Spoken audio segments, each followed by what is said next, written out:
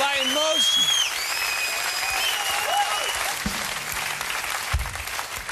Wir sind etwas betrübt. Sie wissen, ich bin ein großer Fan der Schweiz und der Schweizer Botschafter in der Bundesrepublik, Herr Thomas Bohrer, seine Exzellenz Thomas Bohrer, wurde zurückbeordert in die Heimat nach Bern. Es gibt da einige Gerüchte und einige Zeitungen schreiben schon bei uns hier Sexskandal. Es ist, wenn ich das richtig begriffen habe, noch nichts bewiesen. Es wurde irgendeine kleine Verkäuferin fotografiert, was weiß ich, nachts vor dem Botschaftsgebäude und in der Tiefgarage, merkwürdigerweise vom Bundeskanzleramt aus. Weiß nicht, nein, sie kam nicht dort raus, ja, aber irgendwie wurde sie fotografiert und die Gattin des Botschafters, Frau Sean Bohrer Fielding, weilte gerade außerhalb und da hieß es, das geht nicht für die Schweiz, und jetzt muss er zurück. Und diese sympathische Verkäuferin sagte, also es sei purer Sex gewesen zwischen ihr und dem Botschafter, behauptet sie, und ungewöhnliche Sexspiele. Was heißt das in der Schweiz? Für mich heißt das, sie hat einen Apfel auf dem Kopf, ja, und singt Blue Bayou. Das ist natürlich ein schwerer Schlag für die Boulevardblätter, oder? Der Schweizer Botschafter mit seiner attraktiven Gattin weg und Sabine Christiansen hat seit letzter Woche eine feuerfeste Matratze. Kaum noch was los. Ja? Was passiert mit einem Botschafter, der zurückberufen wird? Wird er gefeuert? Nein, er bekommt einen neuen, attraktiven Job. Und das wird auch bald der Fall sein für den Schweizer Botschafter, wenn Kabul wieder Strom hat. Hey, McSallet! And the choir boys!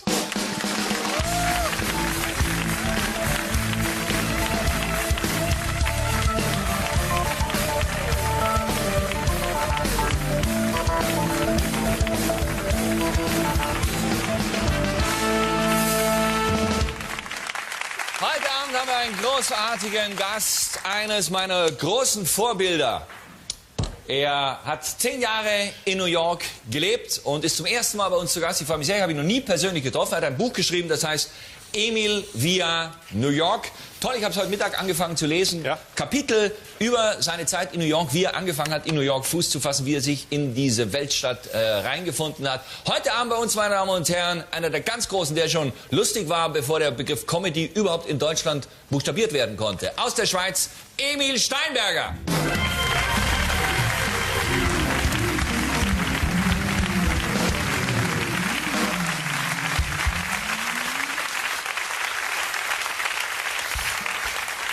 Was ist das hier? Ist das für unser großes Spiel gleich? Das ist der Ständer fürs Spiel, ja. Ja.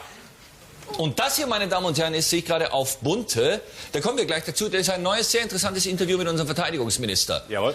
In der neuen Bunten, auf Raten seines Medienberaters, der, glaube ich, gesagt hat, Herr Verteidigungsminister, es wäre mal wieder Zeit für ein Interview mit Bunte. Sachlich, pack die Badehose ein und der Kleid. Ulalalalalalala. Das ist Herr Thomas, das Glamour-Paar der Society, Herr Thomas Bohrer mit Gattin, glaube ich, aus Texas, Sean Bohrer Fielding. Schauen Sie, das ist der Schweizer Botschafter und das da unten ist die Verkäuferin, der er sozusagen einen Pfeil durch den Apfel gejagt haben soll. Ja, genau. Ja? Sieht ein bisschen aus wie die neue von Boris, oder? Ist, habe ich auch gedacht, ist Boris-Typ, ja. Ja, könnte auch sein, dass sie auf dem Weg zum Boris in die Schweizer Botschaft sich verirrt hat. Also, es ist eigentlich nichts bewiesen. Hier steht schon, verzeiht sie ihrem Mann die Sexaffäre. Ja? Also es gibt aber eigentlich noch keinen Beweis. Nein, überhaupt Und die Schweiz hat gesagt, das ist nicht der Grund, dass wir ihn zurückholen, dass er vielleicht ein Aufhüpferli gemacht hat. Ja? Sondern er kann die Schweiz nicht mehr würdig und mit Gelassenheit vertreten. Und das sind die beiden Begriffe, die in Berlin entscheidend sind. Würdig und mit Gelassenheit. Wir kommen gleich zum Interview von Rudolf Scharping. Toll. Diesmal völlig anders. Letztes Mal hat ja die Gräfin verliebt durch den Pool gewirbelt. Und jetzt, ich kann schon mal ein Bild bei Ihnen zeigen, um die Spannung zu erhöhen. Jetzt schauen Sie mal, unser Minister auch im Urlaub. Er kriegt das Handy gar nicht mehr vom Ohr. Ein Handy hier, ein Handy da. Eines davon ist 100% abhörsicher und ich nehme an, es ist das, mit dem er nicht telefoniert. Ja.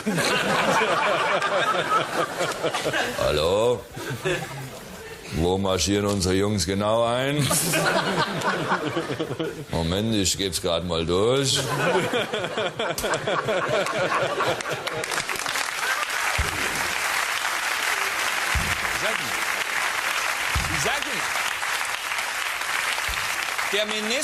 Der Minister wurde von seiner Gräfin, für uns bleibt es Frau Gräfin, für ihn ist es Tina, neu eingekleidet. Ich sehe das immer bei Spaziergängen. Eins ist klar, auf Mallorca hat es 12 Grad, die Gräfin ist zu leicht bekleidet. Ja? Hier, sie trägt schon diese, das sind glaube ich diese Tots. Ja? Hinten mit diesen Noppen dran, ohne Socken. Das ist der neue Trend. Halb Deutschland irrt schon ohne Socken durch dieses Land. Es ist zu kühl. Morgens 3 Grad. Es ist absolut zu kühl. Ihr holt euch den Tod. Ja? In Italien tragen sie Mäntel. Ja? Und der Minister, schau mal, das ist eine von diesen teuren Jacken. Das sind diese Jacken, die haben nur Leute, die es geschafft haben. Ich weiß gar nicht, ist das Burberry? Welche Firma ist das? Die sind nicht... Barber, so heißen die. Barberjacken, die sind nicht billig, oder? Was kostet so eine Jacke? 1500 Mark? Also das ist eine preiswerte, die kostet nur 149. Die sieht mein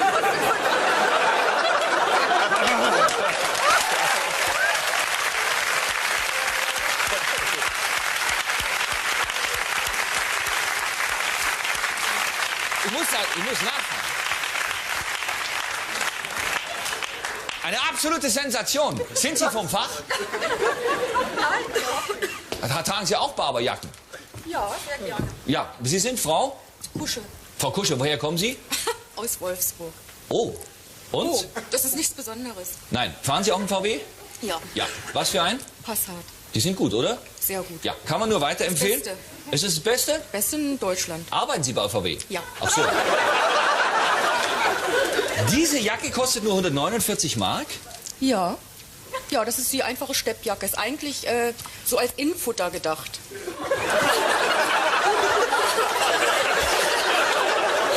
Ich kann jetzt auch 200 Mark. Tina, ich habe gemerkt, ich bin im ganzen Urlaub bloß mit dem Futter rumgelaufen. Toll. Ja, vielen Dank.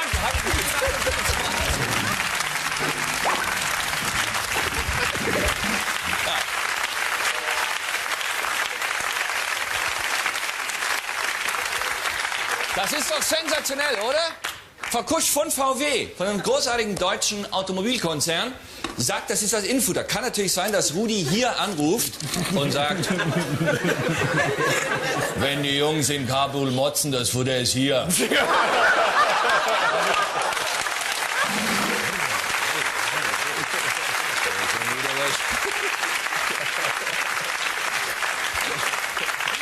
Schon wieder was schiefgelaufen. Der Transporter mit den Jacken da und Rudi hat das Futter an.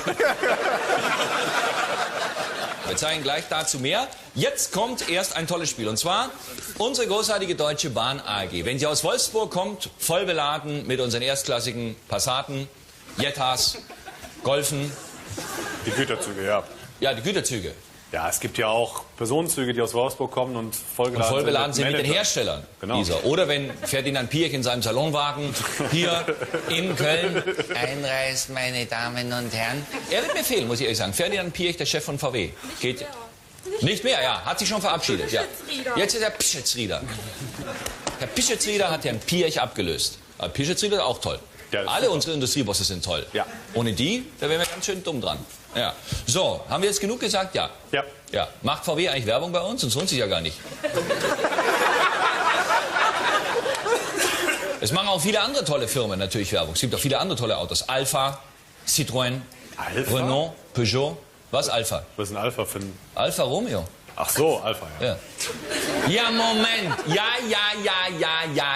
Ja. Heißt es Alfa Romeo oder heißt es Alfa Romeo?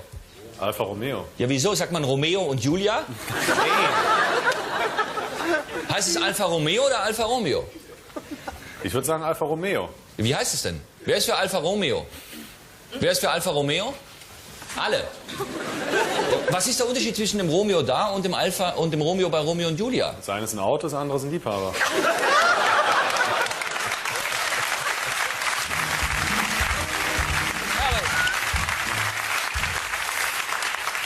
In der Aussprache kann es doch keinen Unterschied machen. Wir checken das. Wir checken das. Wir checken das. Also, Nur ungefähr 500 Meter von uns entfernt läuft die Intercity-Linie, die Bahnlinie. Es fahren Interregios, es fahren Regionalzüge, es fahren Güterzüge und. Wir haben unsere Kollegin Nathalie dorthin geschickt, wir haben Kameras dort aufgestellt und wir spielen jetzt hier das große Spiel, das wir für Sie neu erfunden haben. Im Original Ring of Fire. Ganz genau. I fell into a burn. Also Intercity, ja, dann Regionalexpress und eine normale S-Bahn. Und Herr Andrak, Herr Zerlett und ich, wir werden jetzt hier mittels dieser Karten sagen, unbestechlich und im Voraus, welcher Zug als nächstes durchfährt. Wir können es nicht wissen. Nein. Ja. Wie spät haben wir jetzt? Jetzt haben wir ungefähr 20 nach 6. 18:13 Uhr. Ja, für Sie zu Hause, die Sie wieder mal den Satz schreiben, was, das ist nicht live.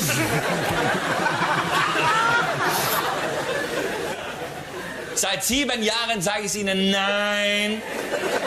Wir zeichnen um 18 Uhr auf. Warum? Weil wir um 11 die Show zu Hause schauen wollen. So. Wir schneiden einmal raus für Nathalie. Ist das okay? Hallo Nathalie. Ah, hallo. Ich machte eine kleine Probe, weil ich habe gerade mein Mikro kaputt gemacht. Hörst du mich? Ja, ich verstehe dich ja. sehr gut. Hörst du mich auch? Ja. Das ist fantastisch. Du kannst uns immer sagen, Achtung, es kommt gleich ein Zug. Genau. Ja? Sage bitte nicht, wo er kommt, denn es gibt gewisse Gleise, auf denen fahren nur gewisse Züge. Ja. Das heißt, oben auf der Brücke fahren nur Güterzüge S-Bahn. und S-Bahn. Und unten ist aus der einen Richtung Wuppertal. Und Düsseldorf. Bisschen weiter vorne Düsseldorf. Ja. Und natürlich auch in Richtung Wuppertal und Düsseldorf. Genau. Und die Züge fahren dann weiter ab Und Dortmund. es gibt auch eine Richtung Bergische Gladbach. Die da. Ja, das ist ganz wichtig, aber das ist selten ein ICE, oder? Das ist meistens ein. Okay, also wir riskieren jetzt mal einen Tipp, ja? Wir sagen, welcher Zug kommt als erster? Machen wir das jetzt? Ja, das machen wir jetzt. Ich sage, als nächstes kommt eine stinknormale S-Bahn. Ich tippe auf den ICE. IC oder ICE? ICE. ICE. Das hier, der Doppelstöcker, ist der Regionalexpress. Toller Zug, ja, bin ich mal oben gesessen, ganz fantastisch. So, das gibt man hier so rein, dann das geht so rum. So. RB. So, hier nach vorne. RB, Regionalbahn. Regionalbahn. Oder Reichsbahn? Nein. Gab's früher auf den Zügen der DDR stand. Harald, ein Band kommt. Okay, ein Band kommt. Wir sind gespannt. Was sagst du? ICE. Du? Regionalbahn. Und ich sage S-Bahn. Und der kommt jetzt. Achtung.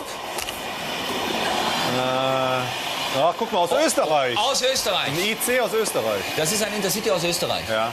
Das heißt, du hast gewonnen. Nein, nein. Wieso? Nein. Das ist, ich hätte ICE sagen müssen. IC sieht so aus. Wieso das ICE gesagt? Ja, ich habe ICE Ach gesagt. so, ich dachte IC. Nein. ICE und IC ist ja kaum zu unterscheiden in so einem Spiel. Ja, aber deswegen haben wir doch hier Fotos. Nee, ich meine akustisch. Ja, akustisch nicht. Akustisch. Ja. Akustisch. Hören. Ja, hören. Ja, nicht sehen. Ja. Kommt. Harald, ein Band kommt. Ein sag- Band. ICE?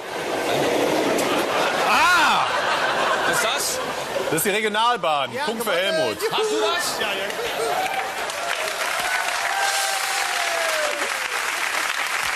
Harald, ein anderer kommt. Harald. Kommt noch einer? Ein anderer kommt, ja, er ist da. War der schon durch? Nee, er ist gerade da. Erst tippen, noch nicht zeigen. Erst tippen. Er ist raus. Ich sage ein Interregio. Ich sage eine S-Bahn. Wo hab ich sie? Hier, S-Bahn. Und du, Helmut? Ich bin noch nicht so weit. Wie war das schon jetzt? Oder? Ja, ist er schon durch? So, ich nehme den hier. Ist er schon durch? Nee, sehen wir jetzt. Du sagst S-Bahn. Ich sage Interregio und du Ich sagst sag RE, ich weiß nicht, was das ist. Ja, wo ist er denn jetzt? Regionalexpress. Kommt er oder ist er schon durch, Nathalie? Was? Ist er schon durch? Ankommt. Aha. Er ist sehr besonderes. Du darfst nicht verraten. Er ist besonderes, sag ich nur. Ja. Ja, dann nehme ich den Aber anderen. er ist weit auf eine andere Linie. Ah, warte mal, ich weiß nicht, ob er kommt oder Er nicht. kann doch nicht abbiegen da, oder? Nein. Wenn Nathalie ihn mal sieht, kommt er auf jeden Fall auf sie, auch an ihr Doch, vorbei. aber er kommt nicht bei uns, glaube ich. Hä? Nein, weil guck mal, da wo... Siehst du mich? Ja, natürlich. Da in diese Richtung. Es gibt eine andere Linie. Sie geht, ich weiß nicht wo. Wo bist du? Ja, und ja, er ist nicht hier gekommen. Wie kann das denn Aber passieren? es ist schade, weil es gab Auto. Das war eine besondere Bahn und es gab viele Auto. Bestimmt der tolle VW-Transporter nach Wolfsburg. Autoreisezug. Oder Autoreisezug aus Deutz. Nee, Ja. nee. Ja, aber der kann da auch, der musst du da vorbeifahren. Ja, Oder fährt auf ein Abstellgleis. es gibt da, glaube ich, noch eine spezielle Güterstrecke, die können wir nicht einsehen. Deswegen Schade. haben wir auch keine Güterzüge dabei. Gut, das heißt aber, die Wetten bleiben bestehen. Ja. Ja? Der Interregio. Und ich kann so lange noch mal ein tolles Foto zeigen Ja. von Minister Scharping mit seiner Gattin. Das ist so toll, komplette. Und das ist fantastisch. Hier oben schaut sie nochmal wieder Handy. Ja, hier. Nochmal wieder am Handy. Und hier unten, dieses Bild hat uns ein bisschen stutzig gemacht. Da spielen der Minister und seine Gräfin Mau Mau mit Kindern. Ist uns da was entgangen? Nein. Es sind Kinder von Familien, die auch im Hotel sind. Und jeder, der Kinder hat, weiß, man spielt schon nicht gern mit den eigenen Kindern Mau Mau. Aber mit fremden Kindern spielt nur wirklich gar keiner Mau Mau. Außer, dass einer sagt, Herr Minister, das macht Sie menschlich, spielen Sie doch mal, oder? Man spielt ja nicht mit fremden Kindern Mau Mau. Oder? Nein. Freiwillig. Nein, also man mag auch eigentlich nicht fremde Kinder, oder? Nein, überhaupt nicht. Wir haben lange diskutiert, ob wir Ihnen diese Wahrheit zumuten sollen. Hand aufs Herz, liebe Eltern. Fremde Kinder sind doch unausstehlich, oder? Okay, man nimmt sie in Kauf, weil die Kleinen brauchen ja was zum Spielen und es ist auch wichtig für die Sozialisation. Ja, ja. Und sie sind ja auch süß. Aber es hat in erster Linie pädagogische Gründe. Und schau, ich habe mich gefragt, was sagen Sie? Schau, das sind nette Jungs. Schau, der Kleine, wie ihn anschaut. Herr Minister. Der Bahn kommt! Harald! Und der Bahn kommt. Und? Was ist das? Ein ICE. Ein Intercity. Das ist ein ICE. Nein, das ist ein Intercity. Wieso ist es ein Intercity? Ja, das ist ein Intercity. Es war die ICE-Lok vorne dran. Nein, machen wir Wiederholung. Wiederholung bitte. Guck mal, jetzt können wir mal Stopp machen. Das ist ganz neu, das ist der neue Triebkopf bei den Intercities. Jetzt guck doch mal. Ist das wirklich? Das? Ja, ist es ein Eurocity oder was? Harald, ein anderer kommt. Ja, da anderer kommt eine andere weg. Ich sage Interregio, Was denn jetzt? Regionalexpress. Welcher kommt? Ja, wo ist er denn? Guck mal, ein anderer ist auch da. Guck mal. Ja. Zeig ihn!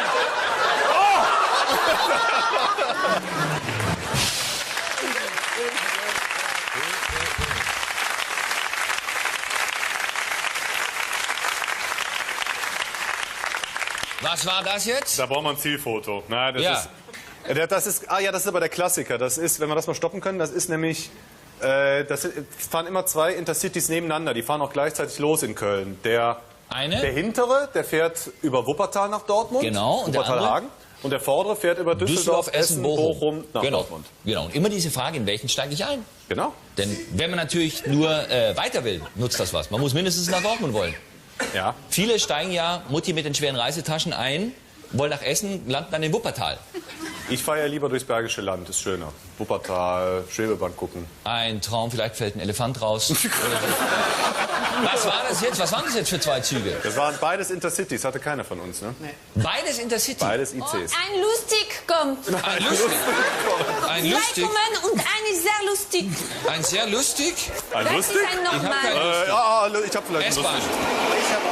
S-Bahn. Ist das eine S-Bahn? Nein, das ist eine Interregio. Das ist doch nicht lustig. Was ist das denn, Interregio? Oh, wo ist der lustig? Der ist War das eine? War das jetzt ein oder zwei? Attends, warte mal. Es kommt der lustig. Guck mal, der lustig. Wo da. denn? Welcher? Da oben.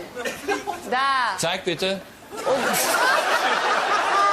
Ist ja nur eine Lok.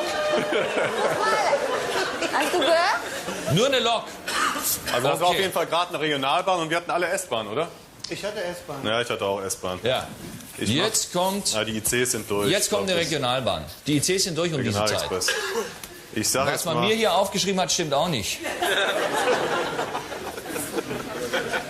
Das stimmt hinten und vorne nicht. ja, ich bleib bei S-Bahn. Ihr hört es gar nicht. Wieso? Was stimmt nicht? Der Ablauf von der Sendung heute. Bei mir steht KE und dabei ist das ein IC. Wieso denn? Du hast einen Ablauf von der Sendung? Hast du noch nie. Doch. Ja, glaubst du, ich muss ja wissen, was kommt als nächstes. Quatsch, dafür hast du doch die Pappen.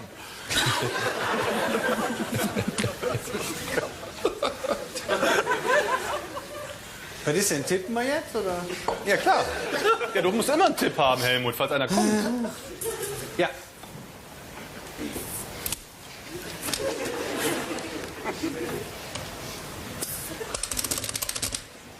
Mein Telefon ist tot. Ist es normal? Kann ich denn nur telefonieren, wenn es angemeldet ist vorher? Jetzt ist frei. Einkommt. Da, Regionalbahn, oder? Und? Ein Interregio? Nein, eine Regionalbahn. Ah, habe ich Regionalexpress. Nee, du hast einen Regionalexpress, du hast gar keine Regionalbahn. Das ist was die Falsches? doppelstöckig, ja, guck mal. RB. Schmidt ist der erste Zug, der stimmt jetzt. Das ist alles falsch. Ach, du hast dir die Reihenfolge aufschreiben lassen? Nein, überhaupt nicht. Aber eine grobe Fahrplanorientierung. Beim letzten Mal hast du gemogelt bei den Autos, ja? Wie soll ich denn bei Hast Zügen du 5 mogeln? Mercedes bestellt, um dich zu bescheißen? Wie soll ich denn bei Zügen mogeln? Soll ich einen Zug bezahlen, dass das 5 Intercity... Es stimmt ja nichts. Na, wer weiß. Überhaupt nichts. Ja. Nein, Also das war auf jeden Fall so eine Regionalbahn. Auch eine S. Ja, ich hatte auch eine, Wir müssen eine aufpassen, dass das für den Zuschauer nicht zu unübersichtlich wird, weißt du? Das ist ein... Das ist, guck mal, die ist ja einstöckig. Was du da hattest, ist zweistöckig. Das ist eine Regionalbahn. Ja. Wir hätten mir vielleicht noch hinten die Uhrzeiten draufschreiben sollen. Das wäre richtig gewesen. Genau. Ja. Lässt du das jetzt oder lässt du den Regionalexpress als Tipp? Nee, der Regionalexpress, der war ja gerade. Nee, der war ja gerade nicht. Dann kommt jetzt der. Okay, der war doch gerade. Ja, die fahren häufig 2 hintereinander. Okay, ich bleib bei S-Bahn. Wie, du bist auch S-Bahn? Ja, obwohl, ja. Ja, das ist ja Quatsch. Dann kriegen wir Ja, noch nimm mal einen was halben anderes, Punkt, genau. oder? Nimmst du was anderes? Ich nehme S-Bahn. Dann nehme ich Metropolitan. Oh ja, klar, der kommt auf. Der kommt auf. Ja, der rast ja da dauernd durch. Nur 3-mal am Tag.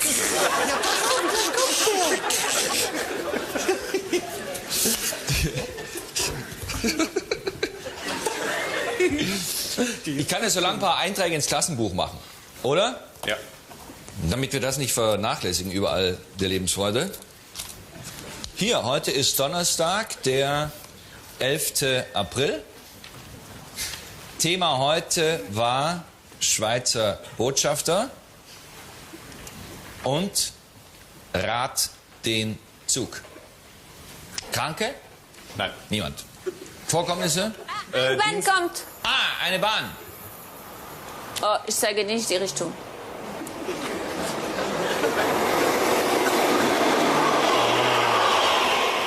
Regionalbahn, oder? Ja, du hast gewonnen. Habe ich richtig. Harald hat's richtig. Ehrlich? Ich dachte, er hätte Regionale.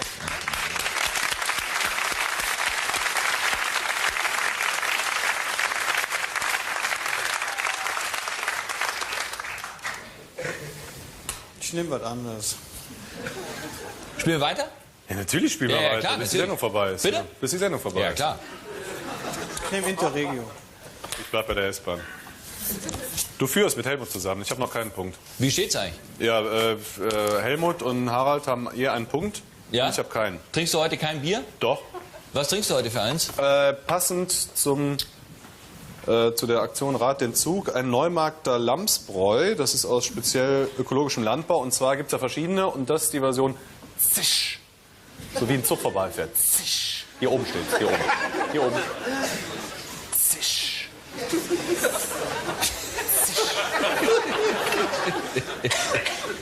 Ich dachte, du trinkst vielleicht das Bier, was man im Speisewagen kriegt. Oh. Welches meinst du denn? Haha, das Hefeweizen oder? Nein, was ich häufig getrunken habe, wie heißt das, Grolsch? Grolsch im Speisewagen? Da gibt es normalerweise Radeberger oder Fürstenberg. Wir haben Grolsch getrunken, so grüne Flaschen. Zisch, weil der Zug so vorbeifährt. Ist das ein dunkles? Ist Ja, das ein anscheinend. Starkbier? Nö. Nathalie, Ja? leg dich doch mal auf die Gleise, um zu hören, ob ein... Aber sei vorsichtig. Was ist das? Du wolltest mich ein Bier geben, oder was? So wie früher die Apachen. Kommt ein Zug? Nein, noch nicht. Das ist wie früher, wenn man Besuch gekriegt hat von Onkel Heinz. Aber ich glaube, ein Stand kommt. 2 Stunden vorher am Bahngleis, um zu gucken, ob der Zug schon kommt. Ich glaube, Harald, dass 2 werden kommen, weil ich habe gesehen, du weißt jetzt, ja, ein kommt und ich glaube, ein anderer kommt, weil die Lichter haben sich geändert. Aha. Die Signal. Dann sage ich mal, es kommt ein Interregio. Habe ich schon gesagt. Ja, kann ich doch auch. Ja, Der kannst du auch. erste kommt. Und eine S-Bahn, sage ich. 2?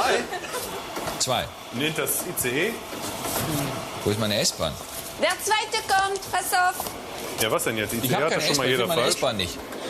Willst du eine S-Bahn? Interregio?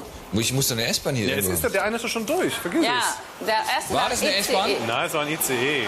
Ach so. Oh, hier kommt der Regionalexpress. Das ist hier der doppelte. Scheiße. Und ein dritter kommt. Ein dritter? Guck mal. S-Bahn. Ja. Das ist eine Richtig. S-Bahn. Ja. Das ist eine S-Bahn. Ich hatte auch S-Bahn. Wie? Ja, wie? Was hast du? Ich Interregio. habe Interregio, nix. Ist das schon mal ausgefallen, Voll dass unsere Namen alle mit 6 Buchstaben geschrieben werden? Nee, sag bloß. Ja, doch. A-N-U-E. H-E-L-U-T. H-A-R-A-L-D. Stimmt. Wie bist du denn da drauf gekommen? Ja, weil ich hier gerade aufschreibe und da ist mir das aufgefallen. Das ist ja echt ein Hammer. Was aber noch ein größerer Wahnsinn ist, dass Helmut und mein Name mit demselben Buchstabe anfängt.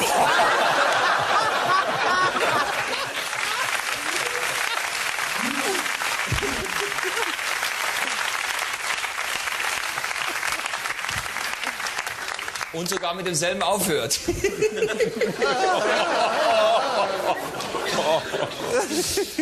So, jetzt machen wir... Was? Habt ihr getippt? Ja, ja, ich habe getippt. Jetzt kommt, was kommt denn jetzt? Jetzt kommt eine Regionalbahn. Nee, S-Bahn. In der Zwischenzeit könnte ich ja mal eigentlich die Politikumfrage machen, oder? Ja. Ja. Ja? Ja. Jeden Abend, das wissen Sie, ergeht hier an unser Studiopublikum die Frage, wenn morgen Bundestagswahl wäre, was würde unser Studiopublikum wählen? Wahlberechtigt heute 241, gültige Stimmen 218, Wahlbeteiligung 90,4%. CDU, CSU 33,5%. SPD 28,9%. Grüne 11,9%. FDP 16,5% und PDS 9,2%. Das ist das interessanteste Ergebnis seit längerer Zeit. Ja. Sehr stark die CDU. Sehr stark die CDU und auch ziemlich stark die Grünen. Und die PDS eigentlich auch mit einer ziemlich merkwürdigen Konstellation. Noch mehr Leute aus Wolfsburg hier? Wie heißt, wissen wir? links, ja? Bitte? Ich wähle links. Sie wählen links. Aber natürlich. Das glaubt der Kanzler auch. Was meinen Sie denn mit links, SPD?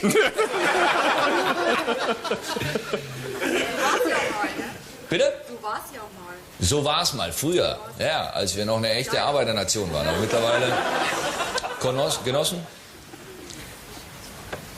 Das war's. Wie, das war's? Das war alles? Mit dem Zugspiel, ja. Wie, das war das ganze Zugspiel? Ja, du hast gewonnen. Ich habe gewonnen. Ja. Muss ich jetzt einen Preis nehmen? Na, ich kann noch einen Gag unseres Autors Zimmer unterbringen. Ich kann das Glas in einem Zug austrinken. Harald, ein kommt.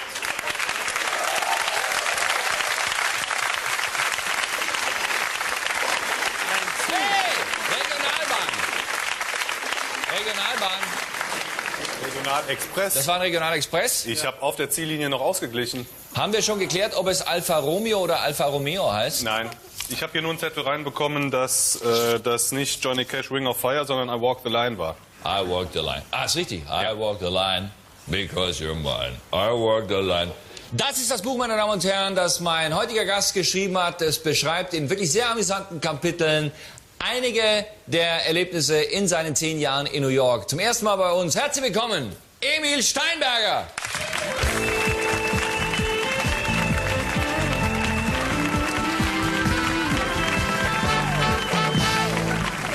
Bitte schön. Danke.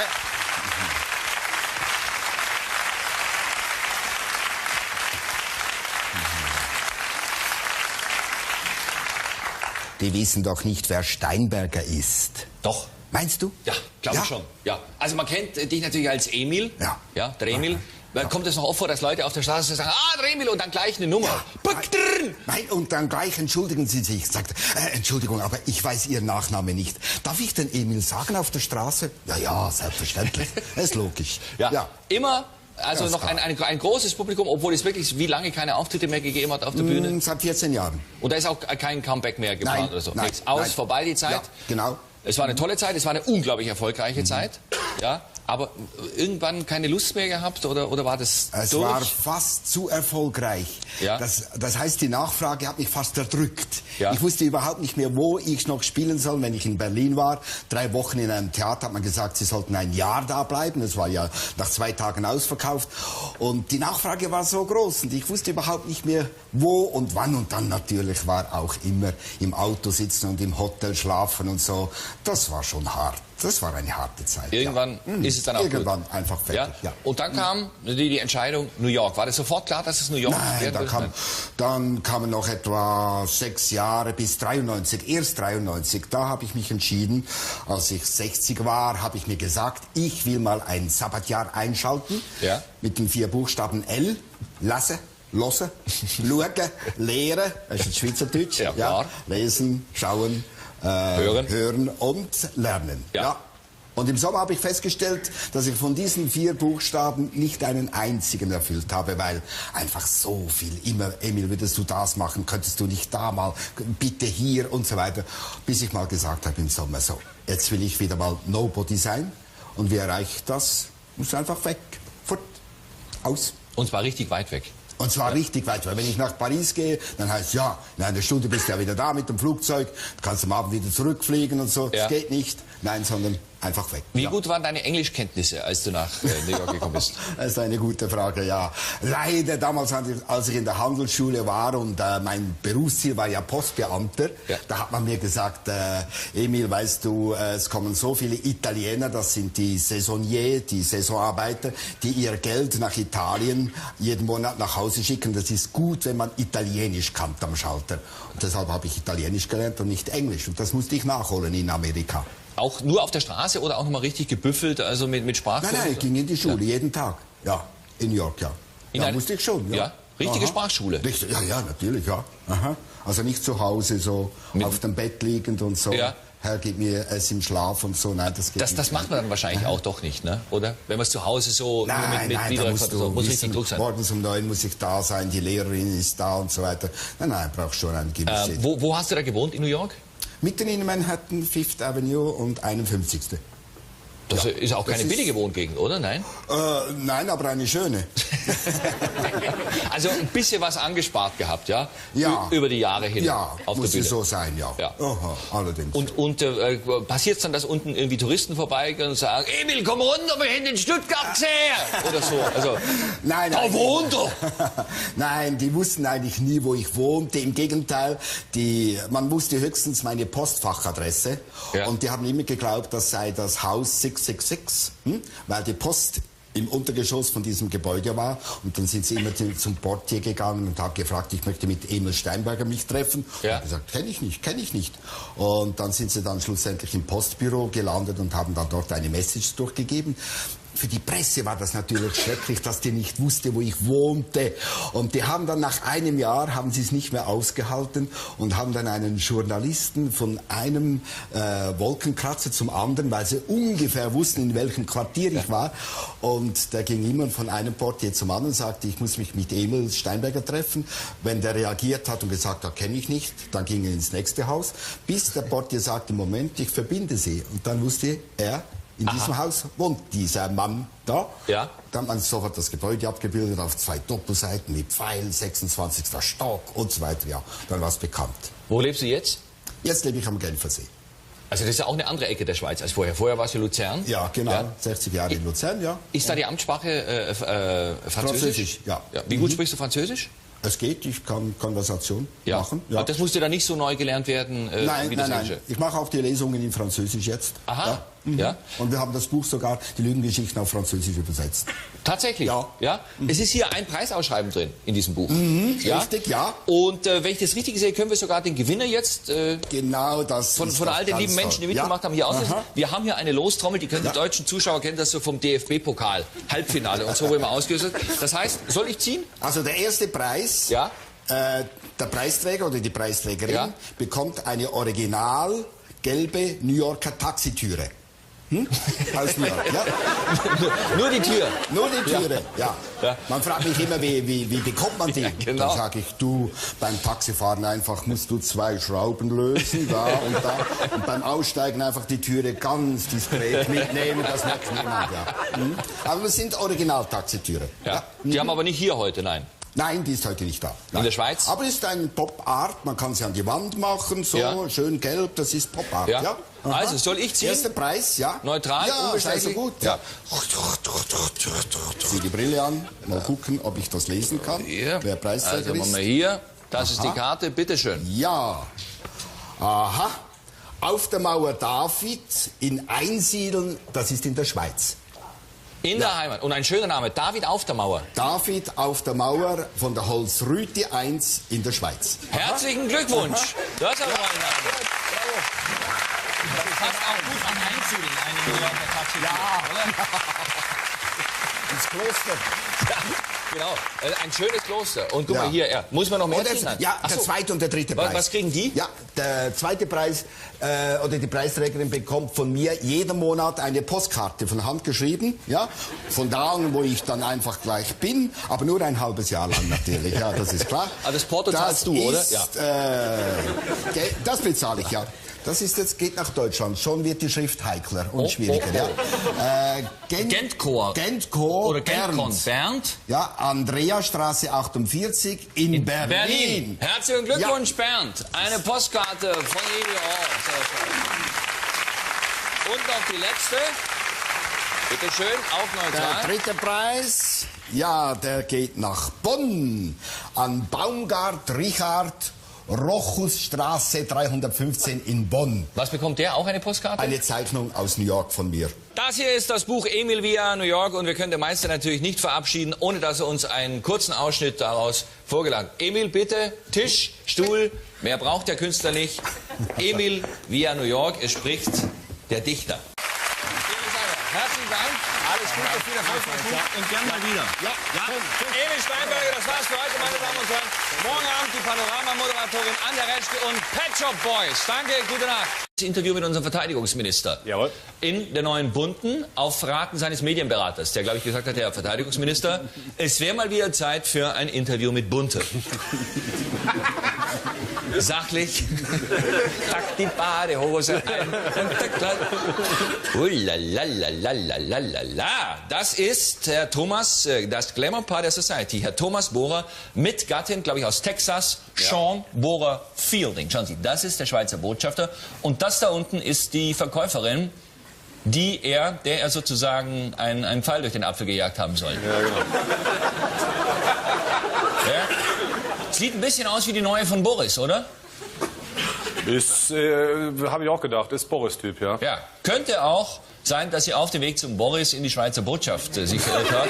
Also, es ist eigentlich nichts bewiesen. Hier steht schon, verzeiht sie ihrem Mann die Sexaffäre. Ja?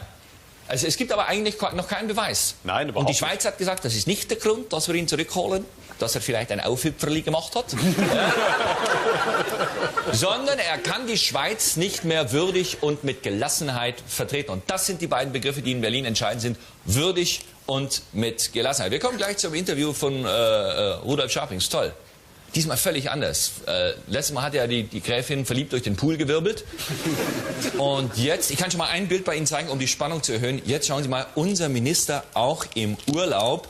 Er kriegt das Handy gar nicht mehr vom Ohr. Ein Handy hier, ein Handy da. Eines davon ist 100% abhörsicher und ich nehme an, es ist das, mit dem er nicht telefoniert. Ja. Hallo? Wo marschieren unsere Jungs genau ein? Moment, ich geb's gerade mal durch.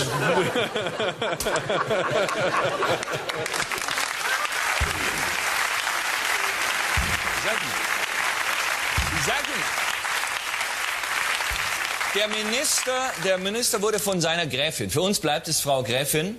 Für ihn ist es Tina, neu eingekleidet. Ich sehe das immer bei Spaziergängen. Eins ist klar, auf Mallorca hat es 12 Grad, die Gräfin ist zu leicht bekleidet. Ja? Hier, sie trägt schon diese, das sind glaube ich diese Tots. Ja? Hinten mit diesen Noppen dran, ohne Socken. Das ist der neue Trend. Halb Deutschland irrt schon ohne Socken durch dieses Land. Es ist zu kühl. Morgens 3 Grad. Es ist absolut zu kühl. Ihr holt euch den Tod. Ja? In Italien tragen sie Mäntel. Ja? Und der Minister, schau mal, das ist eine von diesen teuren Jacken. Das sind diese Jacken, die haben nur Leute, die es geschafft haben. Ich weiß gar nicht, ist das Burberry? Welche Firma ist das? Die sind nicht... Barber, so heißen die. Barberjacken. Die sind nicht billig, oder? Was kostet so eine Jacke? 1500 Mark? Also das ist eine preiswerte, die kostet nur 149. Die sieht mein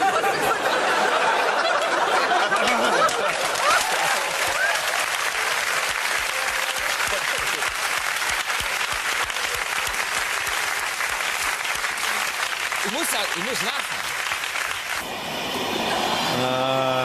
Ach, guck mal, aus Österreich. Aus Österreich. Ein IC aus Österreich. Das ist ein Intercity aus Österreich. Ja.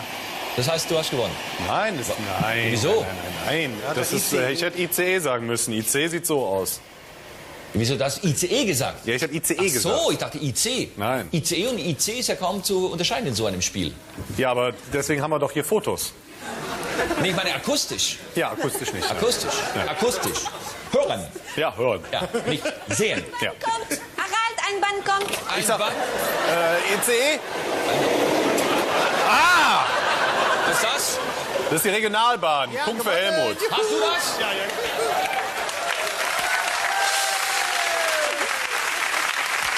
Harald, ein anderer kommt. Harald.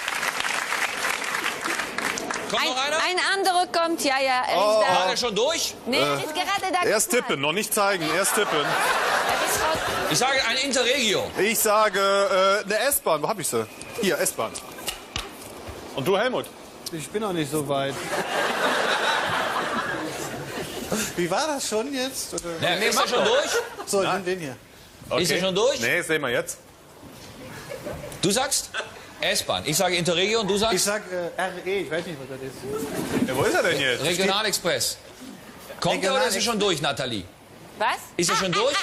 Ankommt. Aha. Er ist sehr besonderes. Du darfst nicht verraten. Er ist besonderes, sag ich nur. Ja. Ja, dann nehme ich den Aber anderen. er ist weit auf eine andere Linie. Ah, warte mal, ich weiß nicht, ob er kommt oder Er nicht. kann doch nicht abbiegen da, oder? Nein. Wenn Nathalie ihn mal sieht, kommt er auf jeden Fall auch an die Ja, vorbei. aber er kommt nicht bei uns, glaube ich. Hä? Nein, weil guck mal, da wo... Siehst du mich? Ja, natürlich. Da in diese Richtung. Es gibt eine andere Linie. Sie geht, ich weiß nicht wo. Wo bist du? Ja, und ja, er ist nicht hier gekommen. Wie kann das denn Aber passieren? es ist schade, weil es gab Auto. Das war eine besondere Bahn. Und es gab viele Auto. Bestimmt der tolle VW-Transporter nach Wolfsburg. Autoreisezug. Oder Autoreisezug aus Deutsch. Nee, Ja. nee. Ja, aber der kann da auch, der musst du da vorbeifahren. Ja, Oder fährt auf ein Abstellgleis. es gibt da, glaube ich, noch eine spezielle Güterstrecke, die können wir nicht einsehen. Deswegen Schade. haben wir auch keine Güterzüge dabei. Gut, das heißt aber, die Wetten bleiben bestehen. Ja. Ja? Der Interregio. Und ich kann so lange noch mal ein tolles Foto zeigen von Minister Scharping mit seiner Gattin. Das ist so toll, komplette. Und das ist fantastisch. Hier oben schaut sie nochmal wieder Handy. Ja, hier. Nochmal wieder am Handy. Und hier unten, dieses Bild hat uns ein bisschen stutzig gemacht. Da spielen der Minister und seine Gräfin Mau Mau mit Kindern. Ist uns da was entgangen? Nein. Es sind Kinder von Familien, die auch im Hotel sind. Und jeder, der Kinder hat, weiß, man spielt schon nicht gern mit den eigenen Kindern. Mau Mau.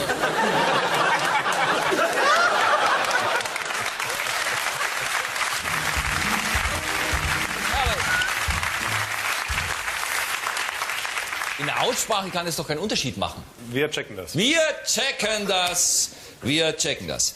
Also, nur ungefähr 500 Meter von uns entfernt läuft die Intercity-Linie, die Bahnlinie. Es fahren Interregios, es fahren Regionalzüge, es fahren Güterzüge und. Wir haben unsere Kollegin Nathalie dorthin geschickt, wir haben Kameras dort aufgestellt und wir spielen jetzt hier das große Spiel, das wir für Sie neu erfunden haben. Im Original Ring of Fire. Ganz genau. I fell into a burn. Also, Intercity, ja. dann Regionalexpress und eine normale S-Bahn. Und Herr Andrak, Herr Zerlett und ich, wir werden jetzt hier mittels dieser Karten sagen, unbestechlich und im Voraus, welcher Zug als nächstes durchfährt. Wir können es nicht wissen. Nein. Ja?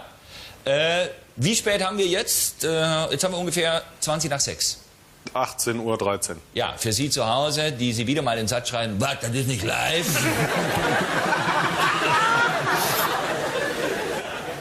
Seit 7 Jahren sage ich es Ihnen, nein. Wir zeichnen um 18 Uhr auf. Warum? Weil wir um 11 die Show zu Hause schauen wollen. So.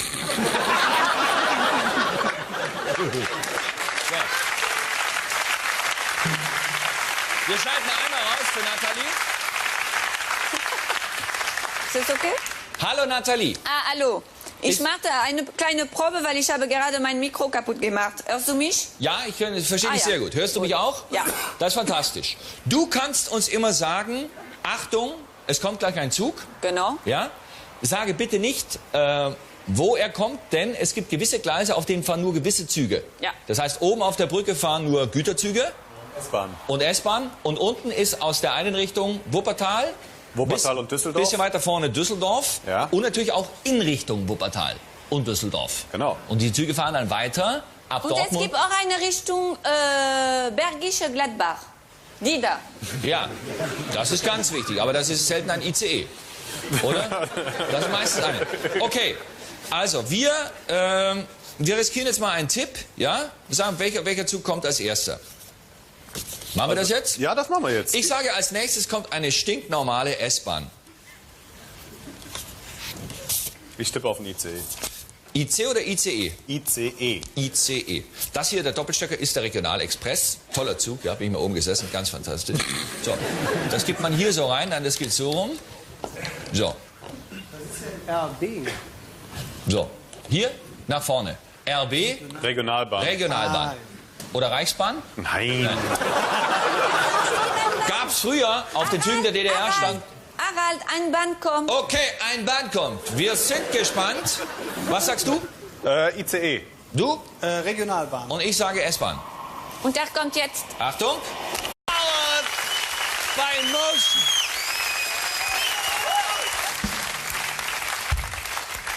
Wir sind etwas betrübt. Sie wissen, ich bin ein großer Fan der Schweiz und der Schweizer Botschafter in der Bundesrepublik, Herr Thomas Bohrer, seine Exzellenz Thomas Bohrer, wurde zurückbeordert in die Heimat nach Bern. Es gibt da einige Gerüchte und einige Zeitungen schreiben schon bei uns hier Sexskandal. Es ist, wenn ich das richtig begriffen habe, noch nichts bewiesen. Es wurde irgendeine kleine Verkäuferin fotografiert, was weiß ich, nachts vor dem Botschaftsgebäude und in der Tiefgarage, merkwürdigerweise vom Bundeskanzleramt aus. Weiß nicht, nein, sie kam nicht dort raus, ja, aber irgendwie wurde sie fotografiert und die Gattin des Botschafters, Frau Sean Bohrer Fielding, weilte gerade außerhalb und da hieß es, das geht nicht für die Schweiz, und jetzt muss er zurück. Und diese sympathische Verkäuferin sagte, also es sei purer Sex gewesen zwischen ihr und dem Botschafter, behauptet sie, und ungewöhnliche Sexspiele. Was heißt das in der Schweiz? Für mich heißt das, sie hat einen Apfel auf dem Kopf, ja, und singt Blue Bayou. Das ist natürlich ein schwerer Schlag für die Boulevardblätter, oder? Der Schweizer Botschafter mit seiner attraktiven Gattin weg und Sabine Christiansen hat seit letzter Woche eine feuerfeste Matratze. Kaum noch was los. Ja? Was passiert mit einem Botschafter, der zurückberufen wird? Wird er gefeuert? Nein, er bekommt einen neuen, attraktiven Job. Und das wird auch bald der Fall sein für den Schweizer Botschafter, wenn Kabul wieder Strom hat. Hammer Talent and the Choir Boys!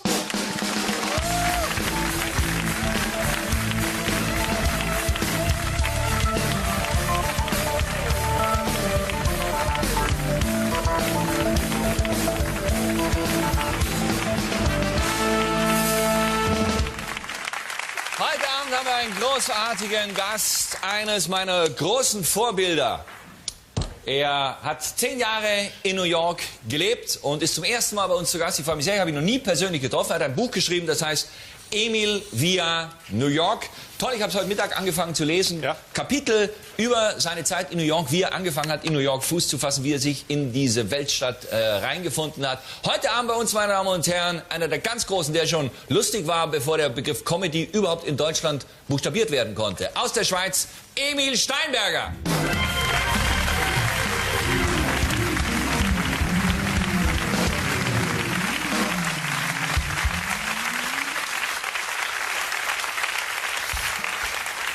Was ist das hier? Ist das für unser großes Spiel gleich? Das ist der Ständer fürs Spiel, ja. Ja. Und das hier, meine Damen und Herren, ist, sehe ich gerade, auf Bunte. Da kommen wir gleich dazu. Das ist ein neues, sehr interessantes... Eine absolute Sensation. Sind Sie vom Fach? Nein. Tragen Sie auch Barberjacken? Ja, sehr gerne. Ja, Sie sind Frau? Kusche. Frau Kusche, woher kommen Sie? Aus Wolfsburg. Oh. Und? Oh, das ist nichts Besonderes. Nein. Fahren Sie auch einen VW? Ja. Ja. Was für ein? Passat. Die sind gut, oder? Sehr gut. Ja. Kann man nur weiterempfehlen? Beste. Ist es das Beste? Beste in Deutschland. Arbeiten Sie bei VW? Ja. Ach so. Diese Jacke kostet nur 149 Mark? Ja. Ja, das ist die einfache Steppjacke. Ist eigentlich so als Innenfutter gedacht.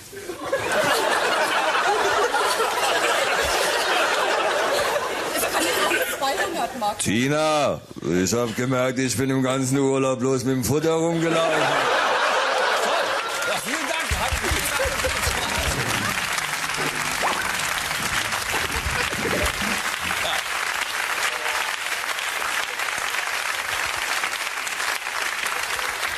Das ist doch sensationell, oder?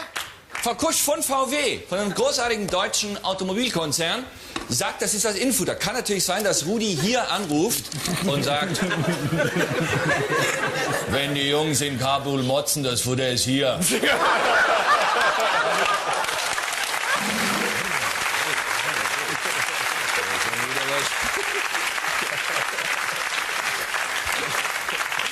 Schon wieder was schiefgelaufen. Der Transporter mit den Jacken da und Rudi hat das Futter an. Wir zeigen gleich dazu mehr. Jetzt kommt erst ein tolles Spiel. Und zwar unsere großartige Deutsche Bahn AG. Wenn sie aus Wolfsburg kommt, voll beladen mit unseren erstklassigen Passaten, Jettas, Golfen. Die Güterzüge, ja. Ja, die Güterzüge. Ja, es gibt ja auch Personenzüge, die aus Wolfsburg kommen und vollbeladen sind mit den Herstellern. Genau. Dieser. Oder wenn Ferdinand Piëch in seinem Salonwagen hier in Köln einreist, meine Damen und Herren. Er wird mir fehlen, muss ich ehrlich sagen. Ferdinand Piëch, der Chef von VW. Geht nicht mehr, ja. Hat sich schon verabschiedet. Ja. Jetzt ist er Pischetsrieder. Herr Pischetsrieder hat Herrn Piëch abgelöst. Aber Pischetsrieder ist auch toll.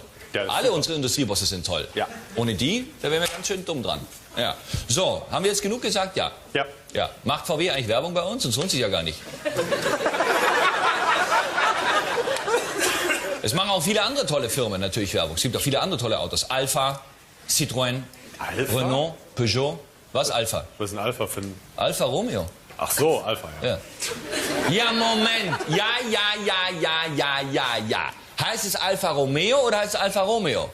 Alfa Romeo. Ja, wieso? Sagt man Romeo und Julia? Nee. Heißt es Alfa Romeo oder Alfa Romeo? Ich würde sagen Alfa Romeo. Wie heißt es denn? Wer ist für Alfa Romeo? Wer ist für Alfa Romeo? Alle.